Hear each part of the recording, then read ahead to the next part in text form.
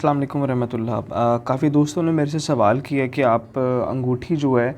اس کا پتھر جو ہے وہ اندر کی طرف کیوں رکھتے ہیں، نگینے کو اس کے۔ تو میں نے سوچا کہ میں کلپ اپنے طور پہ ریکارڈ کر کے آپ لوگوں سے شیئر کر دوں، آپ لوگوں سے بھی شیئر کروں کہ میں نے کافی شمائل کی کتابوں میں کچھ پڑھا کہ نبی صلی اللہ علیہ وسلم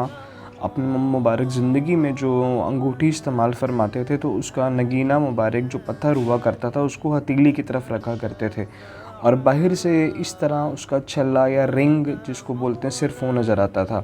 اس کی وجوہات کے اندر میرے خیال سے 2 وجہ میں نے اپنے طور پہ جو پڑھی، اس میں یہ تھا کہ ایک تو یہ وجہ تھی کہ شو آف کرنے سے منع فرمایا گیا کہ کچھ لوگ اگر جو خرید نہیں سکتے اور اگر ان کو پتھر پسند آ جاتا ہے تو وہ خرید نہ سکے تو ان کے لیے کتنا مطلب کہ برا لگنے کی یا ان کو برا فیل ہوگا کہ یار ہم خرید نہیں سکتے، جس وجہ سے حضور نے فرمایا کہ آپ اس کو چھپا کے رکھیں۔ اور دوسرا یہ کہ نبی صلی اللہ علیہ وسلم سے 4 طرح کی انگوٹھیاں ثابت ہیں کہ نبی صلی اللہ علیہ وسلم کے پاس 4 طرح کی انگوٹھیاں موجود تھیں۔ جب ایک وہ کہ جس پہ مہر نبوت لگی ہوئی تھی، سٹیم تھی نبی صلی اللہ علیہ وسلم کی جس پہ محمد رسول اللہ صلی اللہ علیہ وسلم لکھا ہوا تھا۔ دوسری وہ انگوٹھی جو ایک نگینہ تھا چاندی کا، وہ موجود تھی، اور تیسری ایک نگینہ حبشی تھا، اور چوتھا جو ہے نگینہ عقیق پتھر تھا جو سیاہ رنگ کالے رنگ کا تھا۔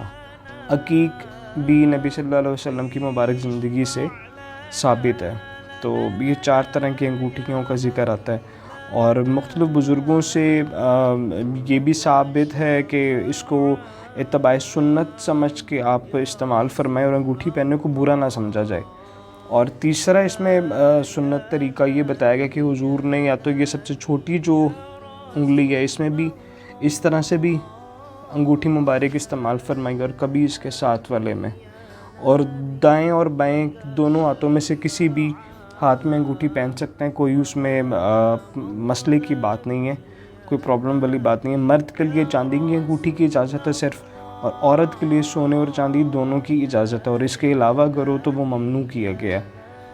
تو سنت سمجھتے ہوئے میں بھی اسی طرح سنت پہ عمل کرتے ہوئے میں عقیق نگینہ جو پتھر ہے اسی کو استعمال کرتا ہوں کیونکہ حضور کی سنت ہے،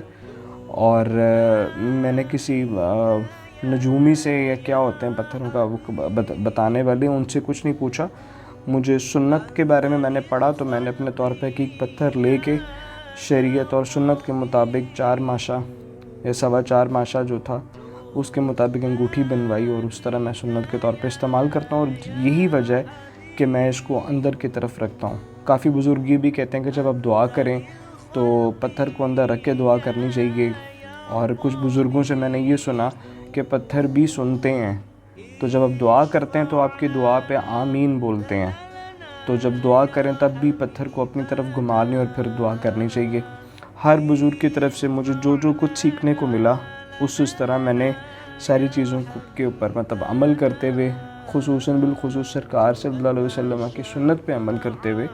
میں انگوٹھی بنوائی اور اسی طرح انگوٹھی کو استعمال کرتا ہوں، بس اس کے علاوہ کوئی اور وجہ نہیں ہے۔ اور جزاک اللہ خیر،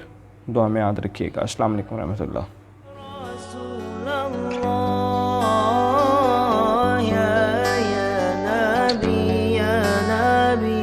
لك الشفاعة